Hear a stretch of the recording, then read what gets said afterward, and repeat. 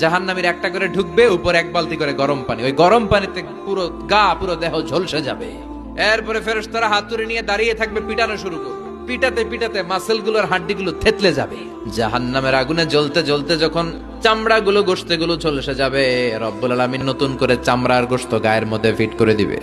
ওই চামড়া গোশত আবার ঝলসাবে, আবার ফিট। আযাবটা মজা যেন ভালো করে টের পায়। একের পর এক শাস্তি শুরু এবার জাহান্নামে। যারা দুনিয়াতে আত্মহত্যা করছে, ছুরি মারছে, ও খালি ছুরিই মারবে। বিষ খাইছে, খালি বিষ খাবে।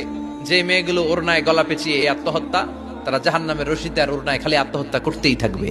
যারা স্মার্টফোনের ভিতরে ইন্ডিয়ান নায়িকাদের কোমর দোলানো ডান্স দেখেছে, অশ্লীল ভিডিও দেখেছে, জাহান্নামের গরম শিক চোখের ভেতরে ঢুকিয়ে দেওয়া হবে। যারা মিথ্যা বলতো, ওদেরকে এক লাইন জাহান্নামের ছুরি দিয়ে কুচি কুচি করে জিহ্বাটা কাটা হবে। অন্যের জমি মেরে খেয়েছে এরকম ডাকাই তাছাড়া নাই, 7 জমিন ওর কাঁধে তুলে দেওয়া হবে। এবার ঘাড়ে কর। গিবত করে চগল খড়ি আছে না নাই? তাদেরকে আল্লাহ জাহান্নামের তামা দিয়ে নখ বানায় দিবে, আগুন ঝরবে ওটা থেকে। নিজেরা নিজের গালের গোশত আর বুকের গোশত টেনে কুড়ে কুড়ে খাবে। ওদের ব্যথার চিৎকারে পুরো জাহান্নামটা থারথার করে কাঁপে। যারা যাকাত দেয় নাই, জাহান্নামের টেকো সাপ, যেই সাপ কামড় দেওয়ার সাথে সাথে দেহটা নীলাভ 70 গজ জামিনে ঢুকে যাবে। আবার সাপ ওখান থেকে ছোবল দিয়ে বের করে পা থেকে পেঁচাতে পেঁচাতে কোমরে একটা টাইট। পারবেন সহ্য করতে? আল্লাহ জাহান্নাম থেকে তুমি আমাদের বাঁচাও।